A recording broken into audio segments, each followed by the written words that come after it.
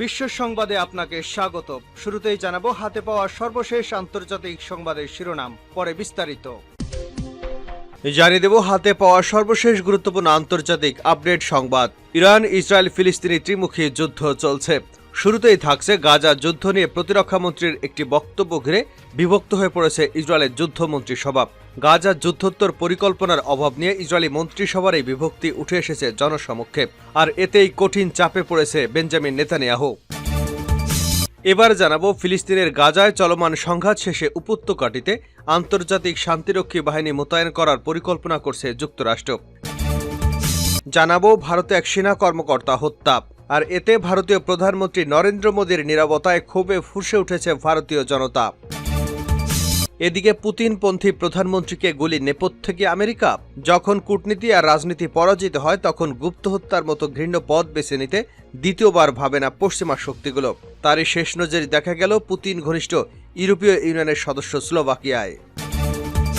এবারে থাকছে ইতালিতে 109 মাফিয়া সদস্য গ্রেপ্তার।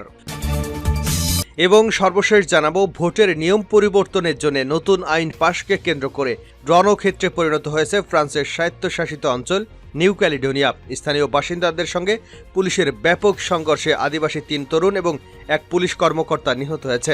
পরিস্থিতি নিয়ন্ত্রণে বুধবার অঞ্চলটিতে জরুরি অবস্থা জারি করেছে দেশটি। এতক্ষণ শিরোনাম শুনছিলেন, এবার বিস্তারিত। প্রিয় দর্শক, আপনি যদি এই চ্যানেলে নতুন হয়ে থাকেন, ভিডিওটি দেখতে দেখতে চ্যানেলটি সাবস্ক্রাইব করে আমাদের সঙ্গে থাকুন। আর এই ভিডিও সম্পর্কে আপনি আপনার মূল্যবান মতামতটি কমেন্ট বক্সে জানিয়ে দিন। আর হ্যাঁ প্রিয় দর্শক, জানিয়ে দিন ভিডিওটি কোথা থেকে দেখছেন। গাজা যুদ্ধ বিভক্ত হয়ে পড়েছে ইসরায়েলি মন্ত্রিসভা। গাজা যুদ্ধ নিয়ে প্রতিরক্ষা মন্ত্রীর একটি বক্তব্য ঘিরে বিভক্ত হয়ে পড়েছে ইসরায়েলের যুদ্ধমন্ত্রিসভা। গাজা যুদ্ধোত্তর পরিকল্পনার অভাব নিয়ে ইসরায়েলি মন্ত্রিসভার এই বিভক্তি উঠে এসেছে জনসমক্ষে। বুধবার প্রতিরক্ষা মন্ত্রী ইয়োব গ্যালন্ট মন্তব্য করেছেন, তিনি চান না ইসরায়েলি সেনাবাহিনী গাজা নিয়ন্ত্রণ নিক বা শাসনভার গ্রহণ করুক। এক সংবাদ সম্মেলনে তিনি বলেন, আমি পুনরায় উল্লেখ করতে চাই, আমি অবশ্যই গাজায় ইসরায়েলি সেনা শাসককে সমর্থন করব না। ইসরায়েলের অবশ্যই গাজায় বেসামরিক শাসন জারি করা উচিত হবে না। প্রধানমন্ত্রী বেঞ্জামিন নেতানিয়াহুকে তিরস্কার করে গ্যালন বলেন, গত অক্টোবর থেকে চলমান সংঘাতের শুরুর পর থেকেই আমি বিষয়টি অব্যাহতভাবে মন্ত্রিসভায় উপস্থাপন করে যাচ্ছি, কিন্তু কোনো প্রত্যুত্তর পাচ্ছি না। প্রধানমন্ত্রীকে বলেছি একটা সিদ্ধান্ত নেন। অপরদিকে প্রধানমন্ত্রী নেতানিয়াহু ইঙ্গিত দিয়েছেন যে গাজা নিরাপত্তাজনিত ইস্যুগুলোতে উন্মুক্ত নিয়ন্ত্রণ রাখতে চায় ইসরায়েল। তিনি এর আগেও বলেছিলেন, হামাসকে পুরোদমে পরাস্ত করা ছাড়া এ সংঘাতের অবসান হবে না। উল্লেখ্য 2007 সাল থেকে গাজা নিয়ন্ত্রণ করছে ফিলিস্তিনি প্রতিরোধ আন্দোলন হামাস। ইয়োব গ্যালনকে সমর্থন করেছেন যুদ্ধমন্ত্রিসভার আরেক সদস্য বেনি গান্তস। তিনি বলেছেন, তিনি সত্য কথা বলেছেন এবং যে কোনো মূল্যে দেশের জন্য সঠিক কাজটি করা নেতৃত্বের দায়িত্ব। জর্ডানের আম্মান থেকে আল জাজিরার সংবাদদাতা মোহাম্মদ জামজুম জানিয়েছেন, সংকটময় সময়ে এটাই সত্যি ইসরায়েলের যুদ্ধ মন্ত্রিসভার বড় ধরনের বিভক্তি ইসরায়েল এবং যুক্তরাষ্ট্রের মধ্যেও। মার্কিন পররাষ্ট্রমন্ত্রী অ্যান্টনি ব্লিংকেন জ্ঞান্তজের সুরে কথা বলেছেন। তিনি মনে করেন গাজার ভবিষ্যৎ নিয়ে ইসরায়েলের একটি পরিষ্কার এবং সুনির্দিষ্ট পরিকল্পনা থাকা প্রয়োজন। ইসরায়েলি দখলদারিত্বকে আমরা সমর্থন করি না এবং করবও না। অবশ্যই আমরা গাজায় হামাসের শাসনকেও সমর্থন করি না। এ বিষয়ে একটি সমন্বিত পরিকল্পনা আসতে ইসরায়েলকে তাগিদ দেন তিনি। এদিকে ইসরায়েলের বিরোধী দলীয় নেতা ইয়ার লাপিদ বলেছেন, নেতানিয়াহু প্রশাসন তাদের নিয়ন্ত্রণ হারিয়েছেন। তিনি বলেন, যুক্তরাষ্ট্রের সাথে সম্পর্ক বিনষ্ট হচ্ছে। গাজায় প্রতিনিয়ত ইসরায়েলি সৈন্য নিহত হচ্ছে। মন্ত্রিসভার আগোছালো এবং অকার্যকর। মন্ত্রিসভার বৈঠকে মন্ত্রীরাই প্রতিবাদ করছে। সোমবার পর্যন্ত তথ্য অনুসারে চলমান যুদ্ধে 272 জন ইসরায়েলি সৈন্য নিহত হয়েছে। আহত হয়েছে আরও 1674 জন। যুদ্ধ শেষে গাজায় শান্তিরক্ষী মোতায়েনের পরিকল্পনা যুক্তরাষ্ট্রের।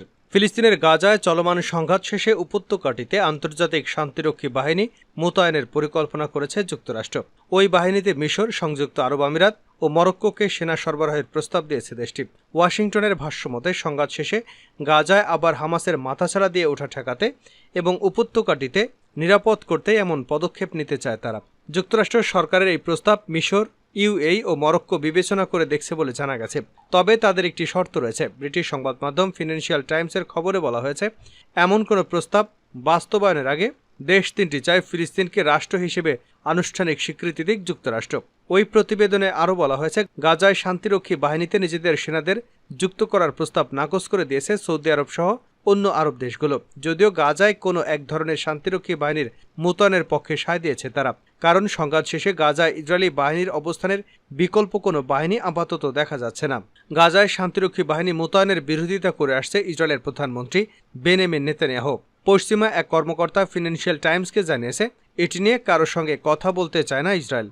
আর আরব দেশগুলো পশ্চিমাদের কাছে ফিলিস্তিনকে স্বীকৃতি দেওয়ার দাবি জানিয়েছে। তবে পশ্চিমাদের মধ্যে খুব কম দেশই এই স্বীকৃতি দেওয়ার কাছাকাছি রয়েছে। এদিকে আরব দেশগুলো শান্তিরক্ষী বাহিনীতে সেনা সরবরাহের প্রস্তাব দিলেও এটি পরিষ্কার যে এই বাহিনীতে কোনো মার্কিন সেনা থাকবেন না। তাই অন্যদের সঙ্গে বিষয়টি নিয়ে আলোচনায় যুক্তরাষ্ট্রের জন্য কঠিন হয়ে পড়েছে।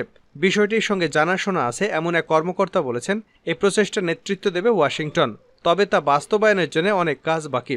ফিনান্সিয়াল টাইমসের এই প্রতিবেদনের বিষয়ে যুক্তরাষ্ট্রের পররাষ্ট্র দপ্তরের একজন মুখপাত্র বলেছেন, পরিস্থিতি অনুকূলে এনে কার্যকরী ভূমিকা পালনের আগ্রহ প্রকাশ করেছে ওয়াশিংটনের মিত্ররা। গাজায় সাবেক ভারতীয় সেনা হত্যা, সরকারের নিরাপত্তায় ক্ষোভ। গাজার দক্ষিণাঞ্চলীয় নগরী রাফার কাছে সোমবার জাতিসংঘের একটি গাড়িতে ইসরায়েলি বাহিনীর হামলায় নিহত হন ভারতের সাবেক সেনা কর্মকর্তা ও জাতিসংঘের UNDSS এর নিরাপত্তা সমন্বয় কর্মকর্তা বৈভব অনিল কালেব।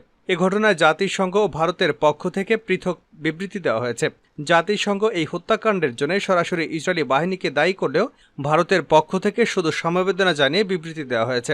ভারত সরকারের পক্ষ থেকে এই ঘটনাকে শক্ত পদক্ষেপ না নেওয়া এবং ইসরায়েলি সরকারের দায় স্বীকার না করায় ক্ষেপেছেন দেশটির সাবেক আমলারা। তারা বলছেন, এই হত্যাকাণ্ড নেতানিয়াহু সরকারের প্রতি ভারতীয় সরকারের নিঃশর্ত সমর্থনের সঙ্গে বিশ্বাসঘাতকতা। গাজায় ইসরায়েলি বাহিনীর হামলায় সাবেক ভারতীয় সেনা কর্মকর্তা বৈভব অনিল কালে এর নিহতের ঘটনায় দেশটির পররাষ্ট্র মন্ত্রণালয়ের বিবৃতিতে অসন্তোষজনক বলে সমালোচনা করা হয়েছে। তিনি বলেন, এই বিবৃতি অত্যন্ত হতাশাজনক। এই হত্যাকাণ্ডের মধ্য দিয়ে নেতানিয়াহু সরকারের প্রতি ভারতীয় সরকারের নিঃশর্ত সমর্থন বিশ্বাসঘাতকতা। এমনকি মার্কিন প্রেসিডেন্ট জো বাইডেনও ভারতীয় সাবেক সেনা এবং জাতিসংঘের কর্মচারী হত্যাকাণ্ডে চুপ থেকেছেন। তিনি এ ঘটনায় নিন্দা জানাননি। আর ভারত সরকারের জোরালো পদক্ষেপ না নেওয়াকে জয়নবাদ হিন্দুত্ব জোট নাকি অদূরদর্শী কূটনীতি, সেই প্রশ্ন তুলেছেন তিনি। জাতিসংঘের ভারতের সাবেক স্থায়ী প্রতিনিধি TS ত্রিমূর্তি গাজায় অনিল কালের হত্যায় অগ্রহণযোগ্য বলে বর্ণনা করেছেন। তিনি বলেন, এই হত্যাকাণ্ডের জন্য দোষীকে জবাবদিহির আওতায় আনতে হবে। শুধু জাতিসংঘ বা দোষীরা নিছক শোক প্রকাশ করে পার পেয়ে যেতে পারে না। পুতিনপন্থী প্রধানমন্ত্রীকে গুলির নেপথ্যে আমেরিকা। যখন কূটনীতি আর রাজনীতি পরাজিত হয় তখন গুপ্ত হত্যার মতো ঘৃণ্য পথ বেছে নিতে দ্বিতীয়বার ভাবে না পশ্চিমা শক্তিগুলো। তারই সবশেষ নজির দেখা গেল পুতিন ঘনিষ্ঠ ইউরোপীয় ইউনিয়নের সদস্য স্লোভাকিয়ায়। পুতিনকে সমর্থন করার মূল্য হয়তো নিজের জীবন দিয়ে দিতে হবে দেশটির প্রধানমন্ত্রী রবার্ট ফিকোকে। বুধবার এক সরকারি বৈঠক শেষে বেরিয়ে আসার পরে তাকে গুলি করে হত্যা চেষ্টা করা হয়। কিন্তু কেন এই হত্যা চেষ্টা? স্লোভাকিয়ার হ্যান্ডলোভার শহরে একটি সরকারি বৈঠক শেষে বেরিয়ে আসার পর রবার্ট ফিকোকে লক্ষ্য করে গুলি করে এক বন্দুকধারী। এ সময় তাকে একাধিকবার গুলি করা হয়। বর্তমানে আশঙ্কাজনক অবস্থায় তার চিকিৎসা চলছে। ঘটনাস্থল থেকে ওই বন্দুকধারীকে আটক করা হয়। ইন্টারনেটে ছড়িয়ে পড়া ভিডিও ফুটেজে দেখা গেছে গুলিবিদ্ধ ফিকোকে নিরাপত্তা বাহিনীর সদস্যরা একটি কালো গাড়িতে তুলে নিয়ে যাচ্ছে। অন্যদিকে ঘটনাস্থলে একজনকে হাতকড়া পরায় পুলিশ। বুধবার সন্ধ্যায় প্রতিরক্ষামন্ত্রী রবার্ট কলিনক জানান, গুলির ঘটনায় 3 ঘন্টারও বেশি সময় ধরে অস্ত্রোপচার করা হয়েছে ফিকোর। স্লোভাকক প্রধানমন্ত্রীর গুলির ঘটনায় আটক সন্দেহভাজনের নাম প্রকাশ করেনি পুলিশ। তবে স্থানীয় সংবাদ মাধ্যমের খবরে তাকে 71 বছর বয়সী একজন লেখক হিসেবে পরিচয় দেওয়া হয়েছে। সন্দেহভাজন ওই লেখকের ছেলে স্থানীয় একটি সংবাদ মাধ্যমকে বলেছে, বাবা কি চিন্তা করেছিলেন, তিনি কি পরিকল্পনা করেছিলেন এবং কেন এটা ঘটল, এসব বিষয়ে সত্যিকারেই আমার কোনো ধারণা নেই। গেল সেপ্টেম্বরে স্লোভাকিয়ায় জাতীয় নির্বাচনে জয় পায় ফিকোর দল CSD। এ নিয়ে চতুর্থবারের মতো দেশটির প্রধানমন্ত্রী হন ফিকো। এরপরই জানুয়ারিতে তিনি ইউক্রেনের সামরিক সহায়তা বন্ধ করে দেন। এছাড়া তিনি রাশিয়ার উপর আরোপিত পশ্চিমা নিষেধাজ্ঞার ঘোর বিরোধিতা করে আসছিলেন স্লোভাক এই রাজনীতিবিদ। শুধু তাই নয়, ভবিষ্যতে ইউক্রেনকে ন্যাটোর সদস্য পদের জন্য আমন্ত্রণ জানানো হলে তাতেও বিরোধিতা করবেন বলে ঘোষণা দিয়েছিলেন তিনি। ফিকোর এমন মস্কোপন্থী অবস্থানের কঠোর সমালোচনা করে আসছিল পশ্চিমারা।